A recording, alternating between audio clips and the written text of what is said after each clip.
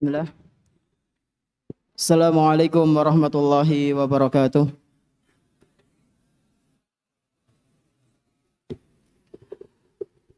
Alhamdulillahi rabbil alamin. Wassalatu wassalamu ala nabiyyina Muhammadin wa ala alihi wa ashabihi wa man tabi'ahum bi ihsanin ila yaumiddin. Asyhadu an la ilaha illallah wahdahu la syarika lah wa asyhadu anna Muhammadan abduhu wa rasuluhu la nabiyya ba'dah. Alhamdulillah, segala puji hanya milik Allah Subhanahu wa taala, di mana Dia telah memberikan kepada kita semuanya nikmat yang begitu banyak. Dan di antara kenikmatan-kenikmatan yang telah Allah Subhanahu wa taala berikan kepada kita semuanya, yaitu berupa nikmat iman, nikmat Islam, nikmat sehat, nikmat kita bisa kembali menghadiri majelis ta'lim di salah satu rumah-rumah Allah Subhanahu wa taala yang kita cintai ini. Insyaallah. Jazakallahu khair. Kita berharap semoga apa yang kita lakukan pada malam hari ini bisa bernilai ibadah, dan apa yang kita pelajari pada malam hari ini bisa kita amalkan dalam kehidupan sehari-hari sehingga menjadi bekal kita kelak ketika berjumpa dengan Allah Subhanahu wa taala di hari akhir nanti. Allahumma amin. Tak lupa pula salawat beserta salam semoga senantiasa tercurah limpahkan kepada Nabi kita yang tercinta, Nabi Muhammad sallallahu alaihi wasallam, beserta para keluarganya, para sahabatnya dan umatnya yang senantiasa mengikuti sunnah-sunnah beliau hingga hari akhir nanti. Ikhwan sekalian rahimani wa rahimakumullah. Insyaallah pada kesempatan malam yang berbahagia kali ini kita akan melanjutkan pembahasan tentang hak-hak tetangga, yaitu pembahasan yang mana pembahasan ini meneruskan kitab Ahadisul Akhlaq, ya, karyanya Syekh Profesor Dr. Abdul Razak bin Abdul Muhsin Al-Badr hafizahumallahu ta'ala. Dan kemarin kita sudah membaca atau sudah memasuki pendahuluan mengenai hak-hak tetangga.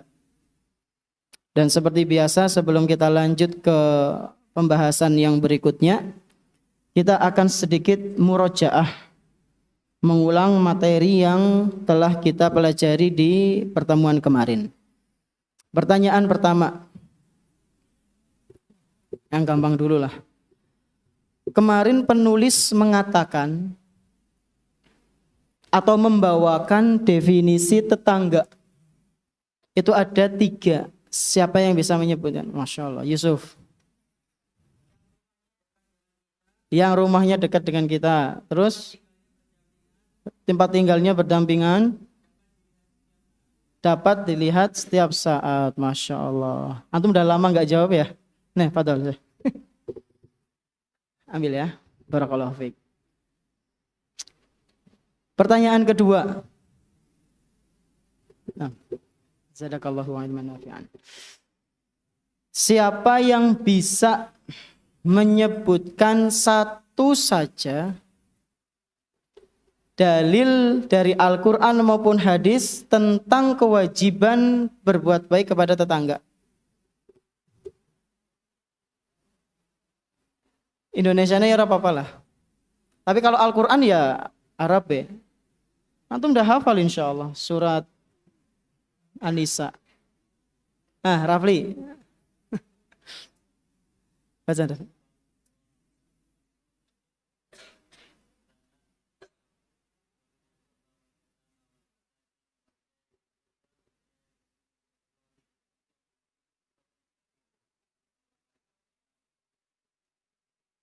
Terus innallaha. Nah, mana lafadz yang menunjukkan kita disuruh untuk berbakti sama orang tua? Berbuat baik kepada kepada tetangga. Astagfirullah. Minum dulu. Insyaallah. Hah? Wal jari dzil qurba wal jaril junub. Betul, Syekh. Insyaallah.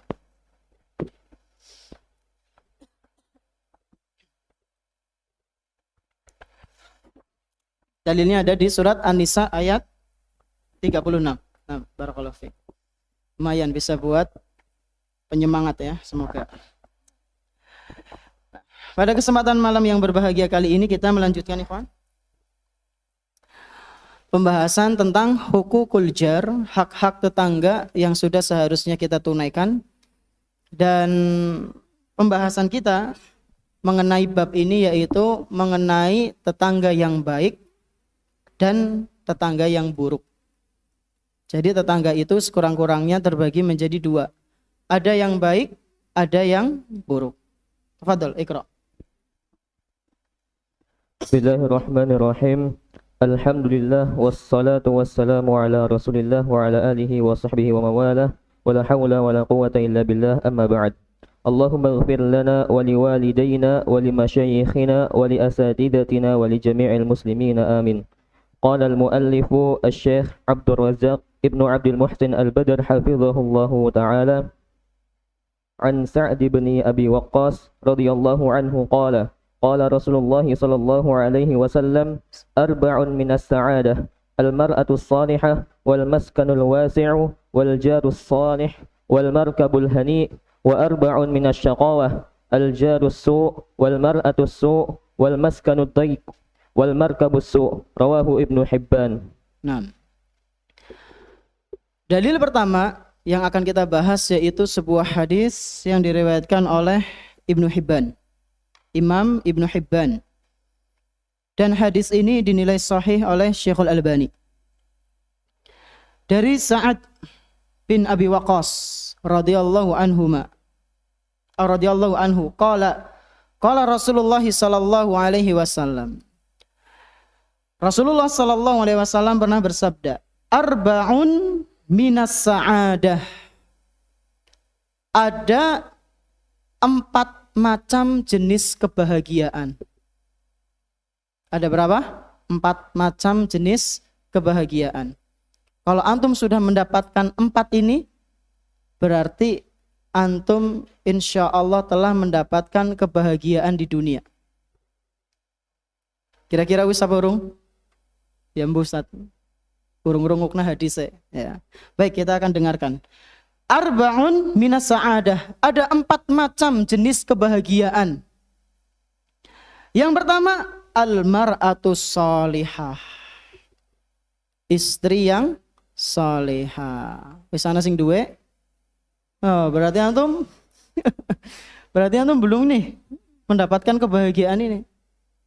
Yang pertama, kata Rasulullah SAW, al-mar'atus salihah, istri yang salihah. Yang kedua, wal maskanul wasi', dan tempat tinggal yang luas. Ya. Mengenai tempat tinggal yang luas ini, ikhwan, zaman dulu mbah-mbah kita atau mungkin orang tua kita sebagian, rumahnya itu luas apa sempit? Luas. Ada yang sempit. Biasanya kalau rumahnya sempit, halamannya luas. Biasanya kayak gitu. Rumahnya itu biasanya luas, rumah Jawa. Bahkan mungkin ada yang joglo. Kalau rumahnya mungkin segini, halamannya yang luas. Itu ciri khas orang zaman dulu tuh kayak gitu. Tanahnya di mana-mana. Ya. Istrinya baik, anaknya banyak. Ya. Kebahagiaan, ikhwan. Berbeda dengan zaman now. Ya. Itu gak sedikit dari orang-orang yang hidup di zaman ini pengen rumahnya yang minimalis. Hanya ukuran berapa meter? 3 meter kadang ada, 4 meter, kemudian nanti naik ke atas. Ya, katanya rumah minimalis. Bayangkan, nek anaknya 10 sih kepriwe. Ya. Makanya ada yang mengatakan, ya, zaman sekarang itu nggak jadilah takutnya. Ada yang mengatakan bahwasanya ya di antara kekurangan rumah yang minimalis itu, kalau anaknya banyak nanti nggak bisa kumpulnya tuh sulit.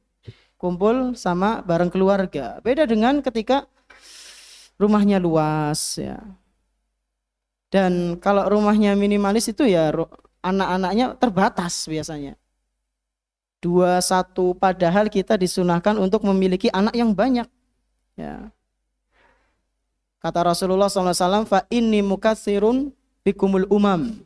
Sesungguhnya aku itu sangat senang kalau anak kalian banyak. Akan dibangga-banggakan umatnya Nabi SAW nanti di hari kiamat. Yaitu umat yang memiliki anak yang banyak, yang soleh dan solehah. Atau kama qala sallallahu alaihi wasallam. Jadi yang kedua apa? Wal maskanul wasi'. Tempat tinggal yang luas. Yang ketiga, nah ini pembahasan kita. Wal jarus soleh. Tetangga yang soleh, yang baik. Yang keempat, wal markabul hani, dan kendaraan yang lancar. Dari keempat ini, mana yang telah kita miliki? Istri jelas belum ya antum ya. Yang kedua, tempat yang luas. Udah punya tempat tinggal yang luas? Tesi numpang ya. Tesi numpang punyanya orang tua. Yang ketiga, tetangga yang soleh. Tetangga antum soleh enggak? Soleh gue uduming jenenge ya. Jenenge soleh Ustaz. Muhammad Soleh, Abdullah Soleh, Solehudin. Terus soleh siapa lagi? Udumung sekedar soleh, tapi benar-benar soleh. Baik, kemudian taat ibadah. Sudah punya? Alhamdulillah kalau sudah. Kemudian yang terakhir, kendaraan yang lancar, kendaraan yang nyaman. Udah punya antum? Motor antum sering mogok enggak? Kalau enggak ya alhamdulillah. Berarti itu tanda kebahagiaan. Nah sekarang kebalikannya. Kata Rasulullah Sallallahu Alaihi Wasallam tadi kan tanda kebahagiaan. Sekarang tanda kesengsaraan. Wa arba'un minasyaqawah. Ada 4 macam jenis kesengsaraan di dunia yang dimiliki oleh manusia. Yang pertama, al-jarussu, tetangga yang buruk. Tetangga yang buruk. Kemudian yang kedua, wal mar'atussu, istri yang buruk. Ya. Istri yang buruk. Wal maskanu dhiqu. Wal maskanu ad-dhiq, yaitu tempat tinggal yang sempit. Tempat tinggal yang sempit. Wal markabussu, dan kendaraan yang sering rusak. Itu jenis kesengsaraan ya kan. Kalau zaman dulu ya hewan itu nggak mau berjalan. Padahal yang punya pengen pergi ke tempat A, tempat B, tapi hewannya mogok, nggak mau jalan. Nah kalau sekarang motornya kemarin karbunya rusak, diservis, pas sudah jadi businya karena motornya kehujanan basah, akhirnya nggak jadi juga. Udah diservis, ternyata besoknya lagi olinya habis, turun mesin. Turun mesin kena pira biasanya? 800. Sering ya antum ya? Kena syakowah itu. Kena kesengsaraan. Turun mesin udah jadi, ternyata udah diservis turun mesin, akinya mati. Oh subhanallah. Ini syakowah ini. Ya. Kesengsaraan. Nah kalau kita nggak memiliki 4 ini tadi, yang tanda-tanda kesengsaraan, maka berbahagialah. Itu tanda kebahagiaan yang Allah Subhanahu wa taala berikan kepada antum, ya, kepada kita semua. Dan mengenai tetangga yang buruk ini, ikhwan, ada sebuah hadis yang menceritakan tentang seorang wanita yang dia itu rajin ibadah tapi lisannya suka mencela. Dia rajin ibadah tapi lisannya tidak bisa dijaga. Rasulullah Sallallahu Alaihi Wasallam pernah ditanya, ya Rasulullah, wahai Rasul, inna fulanatan takumul lail wa tasumun nahar wa taf'alu wa tasaddaqu wa tu'dhi jiranaha bilisaniha. Wahai Rasul, sesungguhnya si fulanah itu, jadi sahabat ini tidak menyebutkan namanya. Wahai Rasul, sesungguhnya si fulanah itu adalah wanita yang Masya Allah rajin sholat malam, kemudian suka puasa sunnah, terus apa lagi? Wataf'al, dan suka melakukan kebaikan, dan suka bersedekah infak. Wa tu'dhi jiranaha bilisaniha. Tapi wahai Rasul, dia ini memiliki kebiasaan yang buruk, yaitu dia suka menyakiti tetangganya dengan lisannya. Menyakiti tetangga dengan lisan contohnya gimana, Ikhwan? Hah? Nah, itu. Menggunjing, ngrasani, ya. Apalagi perempuan ya, nuwun sewu niki ibu-ibu mbok anten sing mriksani teng YouTube. Ibu-ibu itu biasanya kalau sudah kumpul berarisan, kumpul RT, kumpul keluarga, Masya Allah, pembahasannya itu enggak habis-habis. Dan biasanya yang dibahas adalah daging bangkai saudaranya, alias menceritakan keburukan. Ini adalah keburukan yang harus dijauhi. Dan apa respon dari Rasulullah Sallallahu Alaihi Wasallam? Tadi ingat ya, wanitanya itu adalah wanita yang gemar beribadah, amalan-amalan sunnah dan suka infak, bersedekah. Tapi dia tidak bisa menjaga lisannya, suka mencela. Maka kata Nabi Sallallahu Alaihi Wasallam, la khaira fiha. Dia tidak memiliki kebaikan sama sekali. Hiya min ahlin nar. Dia, wanita tersebut, yang rajin ibadah, melakukan amalan-amalan sunnah, bersedekah, tapi lisannya nggak bisa dijaga, kata Rasul, hiya min ahlin nar. Dia termasuk dari penghuni neraka. Subhanallah. Lalu para sahabat bertanya mengenai keadaan wanita yang lain. Kalau tadi kan wanita yang rajin ibadah sunnah. Kalau sunnahnya rajin berarti ya wajibnya dijaga. Nah sekarang sahabat bertanya mengenai keadaan wanita yang lain, yang sebaliknya. Wa fulanatun tusallil maktubah wa tusdiku bi aswarin wala tu'di ahadan. Wahai Rasul, sedangkan si fulanah yang satunya, yang tadi itu rajin ibadah tapi lisannya nggak bisa dijaga. Nah yang satunya wahai Rasul ada ini. Fulanah wanita, dia hanya mengamalkan sholat-sholat wajib saja. Kemudian dia juga suka bersedekah dengan gandum. Udah amalannya cuma itu, yang wajib-wajib saja wahai Rasul. Dan dia sangat pintar menjaga lisannya, tidak suka mencela orang lain. Itu bagaimana wahai Rasul? Maka kata Rasulullah Sallallahu Alaihi Wasallam, hiya min ahlil jannah. Wanita itu termasuk penghuni surga. Masya Allah. Ustadz, berarti nek kayak gue ya rasa ngerjakna sing sunnah baik, sing wajib-wajib baik. Begitu kesimpulannya? Ya enggak. Terus yang benar gimana? Sing wajib iya, sing sunnah iya, lisannya juga dijaga. Ya. Karena lisan ini subhanallah ikhwan sangat sulit sekali untuk dijaga ya. Sangat sulit sekali untuk dijaga. 6. Semoga Allah Subhanahu wa taala memudahkan kita untuk menjaga lisan kita dari ucapan-ucapan yang buruk. Amin. Terus lanjut. Wa an Nafi. وعن نافع بن عبد الحارث رضي الله عنه عن النبي صلى الله عليه وسلم قال من سعادة المرء المسلم المسكن الواسع والجار الصالح والمركب الهنيء رواه البخاري في الأدب المفرد. Nah, hadisnya sama.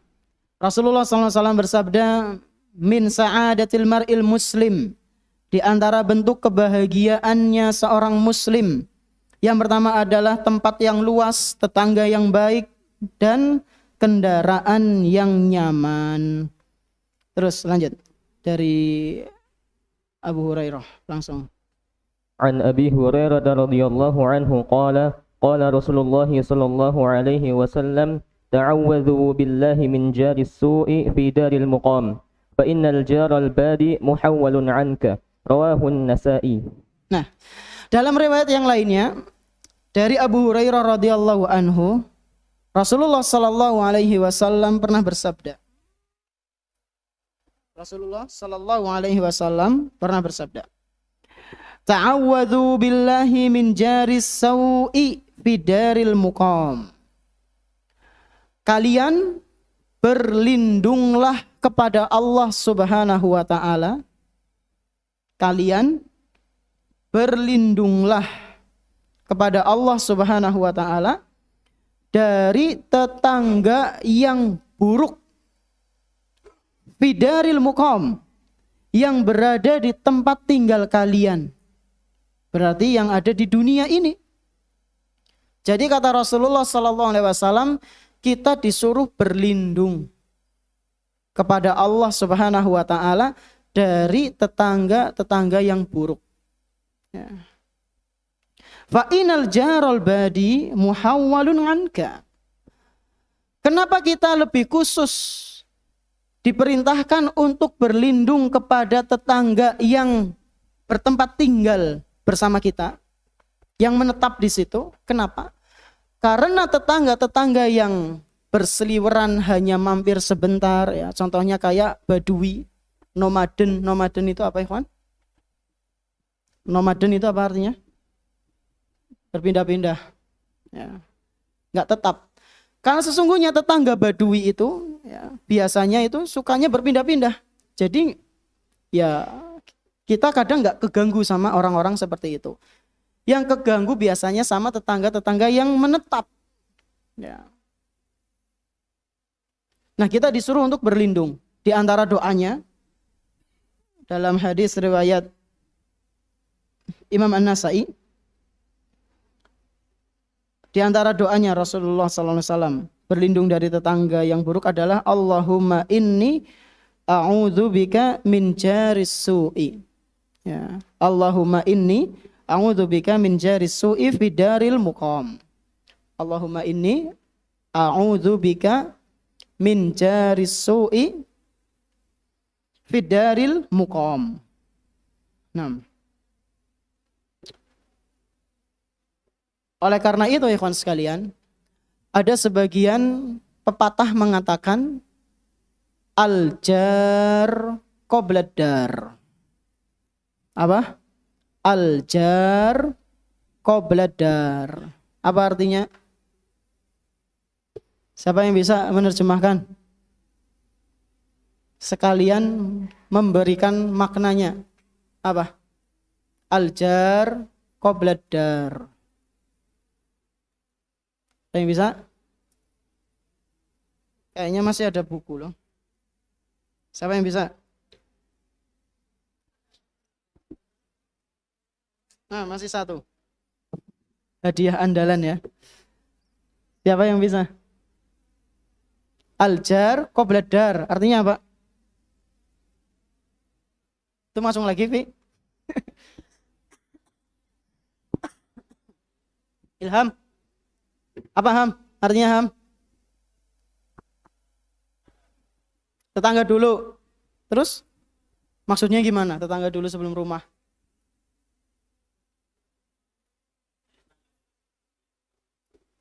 Apa? Ulang yang keras. Cari tetangga dulu sebelum bikin rumah pen. Ngapa? Biar apa? Hah? Biar tentram. Masya Allah. Nggak keburu dapat.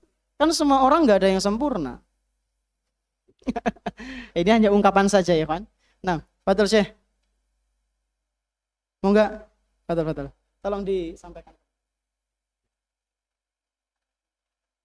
Ini adalah ungkapan yang mengajak kita untuk memilih tetangga dulu ikhwan. Maksudnya apa? Karena tetangga yang baik itu ya benar apa yang disampaikan oleh calon ami antum. Ami Ilham. Bahwasanya apa? Tetangga yang baik itu akan menenteramkan kehidupan kita. Subhanallah, ana dulu pernah hidup ya berarti segi bahasa hidup. Maksudnya pernah hidup di suatu tempat yang tetangganya subhanallah ya seneng banget nyetel apa? Organ musik dan salonnya nggak tanggung-tanggung kayak gitu salonnya. Saking kerasnya ya kawan, sampai jendela rumah itu ber. Sangat mengganggu sekali ya, sangat mengganggu sekali. Dan itu nggak cuma di satu waktu saja.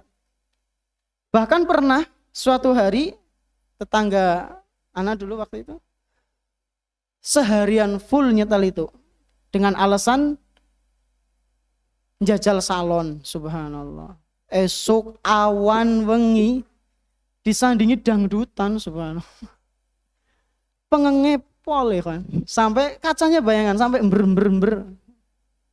Antum pernah mengalami seperti itu? Pernah? Antum mesti nyetel dewek apa? Nah ini sangat mengganggu. Dulu pas zaman kuliah, pas lagi ngontrak ya. Subhanallah ganggu sekali kan. Apalagi waktu siang-siang berzuhur. Alhamdulillah pas lagi adzan mandek. Pas komat isi mandek. Baru gue nyetel maning. Ngasih asar ya. Sampai asar mandek, nanti nyetel lagi sampai maghrib, sampai malam, subhanallah. Ini sangat mengganggu sekali kan. Ini sangat mengganggu. Jadi al-jar qabla dar ya. Hendaklah memilih tetangga sebelum rumah. Terus dalil yang berikutnya dari Abu Hurairah. An Abi Hurairah radhiyallahu anhu qala qala Rasulullah sallallahu alaihi wasallam man kana yu'minu billahi wal yawmil akhir fala yu'dhi jarah wa man kana yu'minu billahi wal yawmil akhir falyukrim dhayfahu wa man kana yu'minu billahi wal yawmil akhir falyaqul khairan aw liyaskut muttafaqun alaih. Nah, hadis ini ana yakin antum sudah sering mendengarnya. Bahkan gak sedikit dari antum yang sudah menghafalnya. Hadis riwayat Bukhari Muslim dari Abu Hurairah radhiyallahu anhu, Rasulullah sallallahu alaihi wasallam bersabda, "Man kana yu'minu billahi wal yaumil akhir fala yu'dhi jarahu." Barang siapa yang mengaku beriman kepada Allah dan hari akhir ya, maka hendaknya dia tidak menyakiti tetangganya. Hendaknya dia apa? Tidak menyakiti tetangganya. Wa man kana yu'minu billahi wal yaumil akhir falyukrim dhaifahu. Dan barang siapa yang mengaku beriman kepada Allah Subhanahu wa taala dan hari akhir, maka hendaknya dia memuliakan tamunya. Ya. Tadi sudah disebutkan di pertanyaan, ciri tetangga itu apa ikhwan? Yang sering dilihat, berdampingan atau berdekatan. Berarti kalau di sini ya asrama-asrama yang ada di sekitar antum ini adalah tetangga-tetangga antum. Kalau berkunjung maka dimuliakan. Orang etang, wedang, putih. Kakak kelas main ke adik kelas. Yang MA ke MTS. Ya. Atau yang MTS ke MA berkunjung. Untuk belajar atau untuk bertanya sesuatu ya. disuguhi jajan yang ada di asrama. Ya. Fal yukrim dhaifahu wa man kana yu'minu billah wal yaumil akhir falyakul khairan aw liyasmut. Nah, ini yang sering kita dengar tapi jarang sekali kita praktekkan. Barang siapa yang beriman kepada Allah Subhanahu wa taala dan hari akhir, hendaknya dia berkata baik atau diam. Jadi kata Rasulullah sallallahu alaihi wasallam, kalau enggak bisa berkata baik maka diam. Dan dari hadis ini menunjukkan pula ikhwan, selain kita diperintahkan untuk berbuat baik kepada tetangga, hadis ini juga menunjukkan keimanan seseorang itu, ya, baik buruknya keimanan seseorang akan terlihat dari sekurang-kurangnya dua hal. Perlakuan dia terhadap tetangga, dan yang kedua, pandainya dia dalam menjaga lisan. Apa yang pertama tadi? Iman seseorang itu akan terlihat baik jika yang pertama apa? Dia berbuat baik kepada tetangga. Dan yang kedua, dia bisa menjaga lisan. Kalau antum melihat ada orang kok dia sangat baik sekali dengan tetangganya, ketahuilah dia insya Allah ciri orang yang imannya baik. Dan antum melihat ada orang kok pandai menjaga lisannya, tidak ngomong kata-kata yang saru, yang kotor. Antum melihat ada orang yang pandai menjaga lisannya, ketika kepleset yang diucapkan adalah zikir kepada Allah, maka ketahuilah itu ciri orang yang keimanannya bagus. Dan sebaliknya, orang yang tidak memuliakan tetangganya, sukanya mengganggu baik dari lisan maupun perbuatannya, atau orang yang tidak bisa menjaga lisannya, kalau kepleset ngomongnya saru, metu kabeh kowe binatange, ya, yang saru-saru, ketahuilah keimanannya itu bermasalah. Dan hati-hati ya ikhwan, meskipun ucapan yang kita lontarkan itu refleks itu apa ikhwan? Ya nyeplos gitu, ya. Ada seorang thalib misalnya, dia kepleset, langsung dia bilang A atau B atau C atau D atau yang lainnya. Kalau ucapan itu kotor, maka dia bisa terancam untuk dilemparkan ke neraka jahanam. Ngeri teman Ustaz. Ya memang sangat ngeri. Ancamannya apa ikhwan? Dilemparkan ke neraka jahanam. Hadis ini sahih, riwayat Bukhari. Antum pengen tahu hadisnya? Rasulullah sallallahu alaihi wasallam bersabda, "Innal 'abda", sesungguhnya ada seorang hamba, "la yatakallamu bil kalimati min sakhatillah". Ada seorang hamba, dia itu berbicara dengan satu kata, ya. Dengan apa ikhwan? Satu kata. Berarti ya misalnya HP itu kan satu kata, kipas satu kata, kepleset gedang kan satu kata, ya. Ada seorang hamba, dia mengatakan satu kata, yang mana satu kata itu termasuk perkataan yang sangat dibenci oleh Allah, sangat dimurkai oleh Allah. La yulki laha balan, dia ucapkan refleks, langsung metu gitu yang dia ucapkan, dan itu ucapan kotor.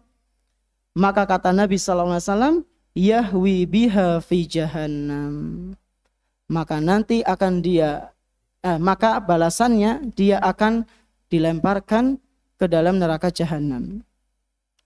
Ancamannya ngeri teman Ustaz, ngeri emang. Supaya apa? Supaya kita itu berpikir dulu sebelum berkata. Ngomong yang penting, bukan yang penting ngomong, jadi netizen, ya. Kalau ada video-video yang aneh itu biasanya ngomong yang penting coret, yang penting ngomong centang. Ya. Antum jangan seperti itu. Ya. Jangan menjadi orang yang berpikir dulu setelah berkata. Jadilah orang yang kebalik ya. Jangan menjadi orang yang berkata dulu baru berpikir. Ya, tapi jadilah orang yang berpikir dulu sebelum berkata.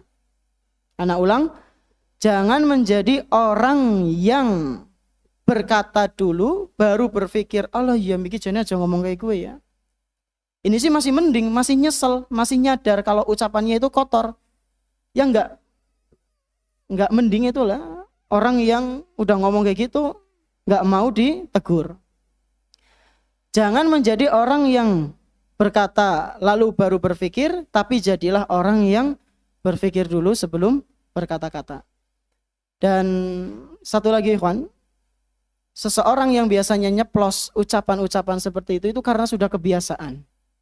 Kalau kita kebiasaannya berzikir, ya, menyebut nama Allah, ucapannya baik-baik, insya Allah kita kalau kena sesuatu yang refleks gitu, kita akan menyebutnya hal-hal yang baik pula. Kenapa kok kita menyebutnya sesuatu yang kotor? Karena itu udah kebiasaan kita. Ya, mau antum akui atau tidak, itu udah terbukti. Ketika antum refleks, ketika antum kepleset, ketika antum jatuh, ketika antum mendapatkan suatu musibah, lalu antum mengucapkan kata-kata yang kotor, ketahuilah itu cermin kebiasaan antum. Ya, cermin dari kebiasaan antum dalam kehidupan sehari-hari. Berapa menit lagi? Hah? Kita masuk pertanyaan ya.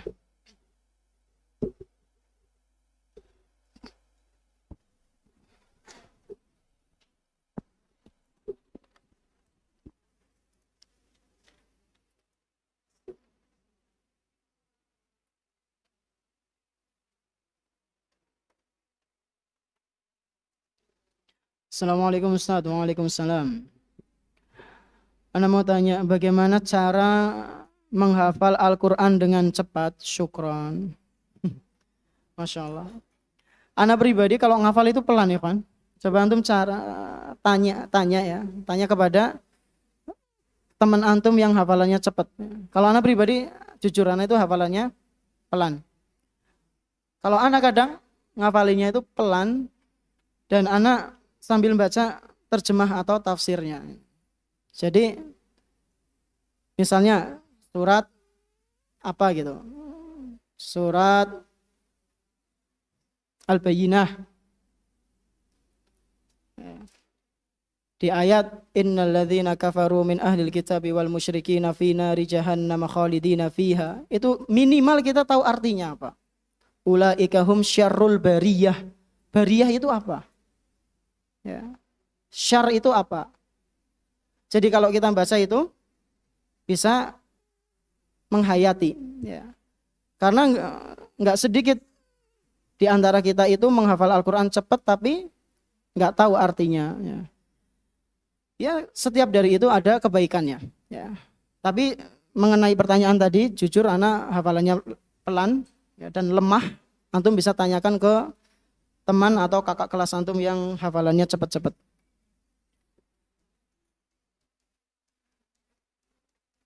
Bismillah, Ustaz mau nanya, jika orang tua membiarkan anaknya pacaran maka apa balasannya? Syukron.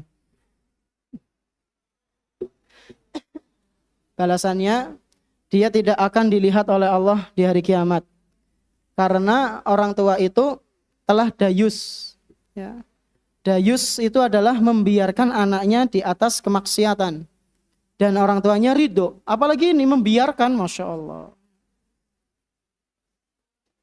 Anaknya nang di Pak, lagi jalan-jalan, Masya Allah jalan-jalan ya, karo sapa, karo calon masih calon. Dan orang tuanya bangga, ini dayus ya kan, ini apa? Dayus. Ancamannya dia tidak akan dilihat nanti di hari kiamat oleh Allah.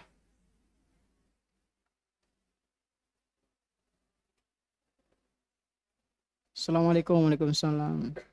Tat mau nanya, di tahun 2024 memang benar mujadid akan muncul? Syukron. Wallahu a'lam bishawab. Ya. Antum tahu mujaddid? Ya, pembaharu.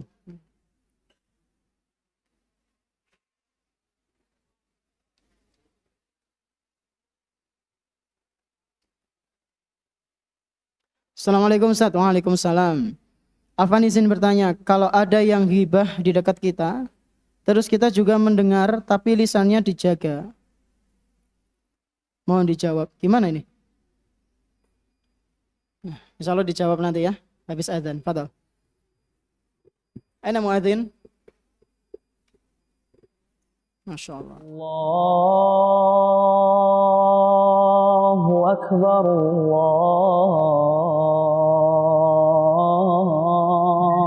Allahu Akbar, Allahu Akbar,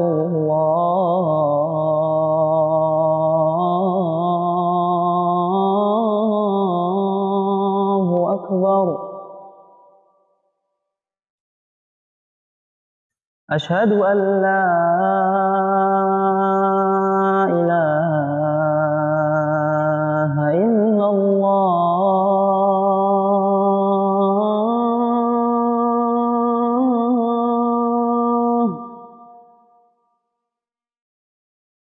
أشهد أن لا إله إلا الله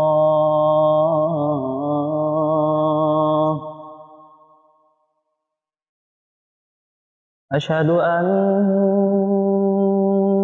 محمدا رسول الله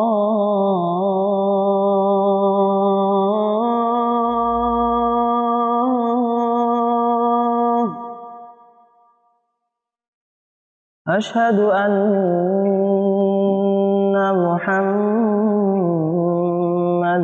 رسول الله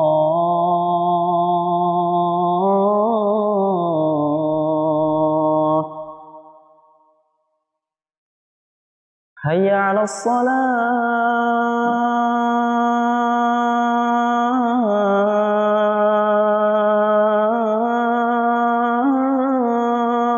الصلاة حي على الصلاة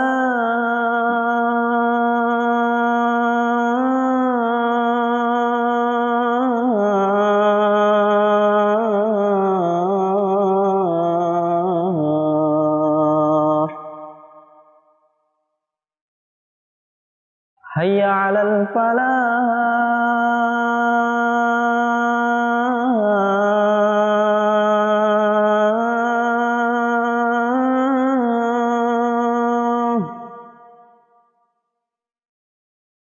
حي على الفلاح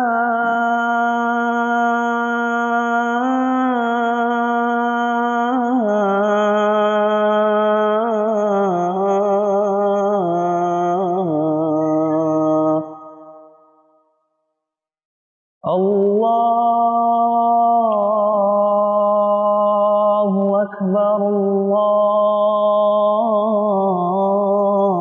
الله أكبر لا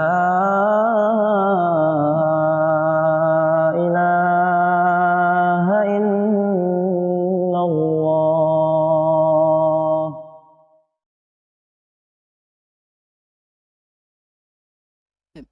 Bismillah, alhamdulillah, salatu wassalamu ala rasulillah, amma ba'd. Kita memasuki pertanyaan ikhwan mengenai yang tadi. Mungkin ya, yang anak tangkap sikap kita ketika digibahi, ternyata yang gibahin itu ada di dekat kita, dan ternyata mereka yang gibahi nggak sadar bahwasanya kita ada di belakangnya. Maka bagaimana sikap kita? Diam? Ya nggak apa-apa. Atau antum bisa ngomong di samping telinganya. Maksudnya kepriwe ya mas? Kalau berani. Atau sikap lain adalah antum minta penjelasan. Kalau ternyata yang dibicarakan itu adalah sesuatu yang dusta. Kalau ternyata benar, ya berarti antum harus memperbaiki diri antum. Ya. Wallahu a'lam bishawab. Assalamualaikum waalaikumsalam warahmatullahi. Abang Ustaz mau tanya, jika saya melakukan kebaikan lalu ada orang yang mengikuti kebaikan saya, apakah bisa jadi amal jariah? Tetapi saya tidak mengajaknya untuk melakukannya. Itu gimana Ustaz? Syukron. Ya dapat. Ya. Man sanna sunnatan hasanatan. Barang siapa yang melakukan kebiasaan baik lalu ada yang mengikutinya, maka orang yang melakukan kebaikan itu dapat pahala dari amalannya sendiri dan juga amalan orang yang mengikutinya. Meskipun nggak ngajak. Sudah mencontohkan berarti juga sama saja. Assalamualaikum warahmatullahi wabarakatuh. Ana mau nanya, jika si A sedang sholat tapi pikiran si A kemana-mana, apakah sholat si A sah? Syukron. Tergantung. Ya, tergantung.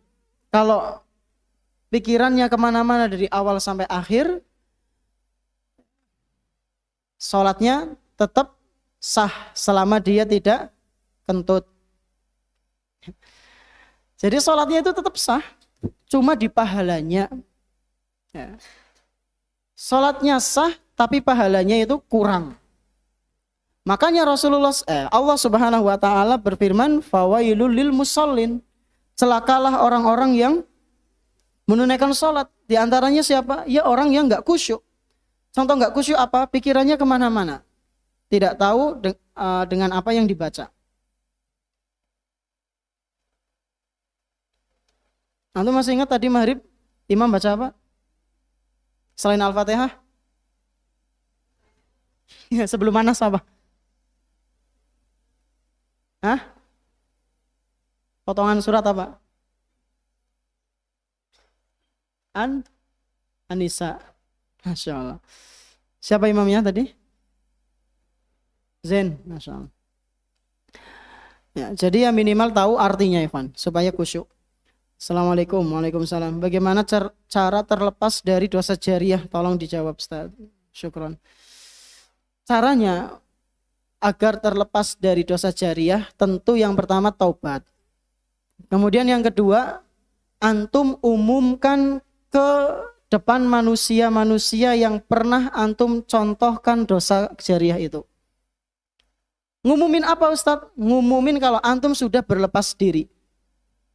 Ngumumin kalau antum sudah berlepas diri. Misal, ada orang dia pernah ngajari orang lain korupsi. Ternyata yang diajari ini menjadi koruptor handal.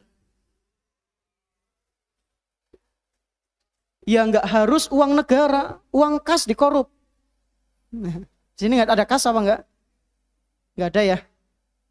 Dikorupsi, diajari ini. Nah, terus setelah berjalannya waktu, yang ngajari ini dapat hidayah, pengen tobat. Apa yang harus dia lakukan? Dia harus mengucapkan atau mengumumkan kepada orang-orang yang pernah dia ajari korupsi, bahwasanya dia telah berlepas diri. Saya tidak lagi korupsi dan saya berlepas diri dari kalian. Jangan korupsi. Kalau kalian masih korupsi, saya berlepas diri. Saya nggak mau tanggung jawab. Harus gitu. Harus begitu. Jadi diumumkan supaya dosanya itu terputus. Wallahu a'lam bishawab.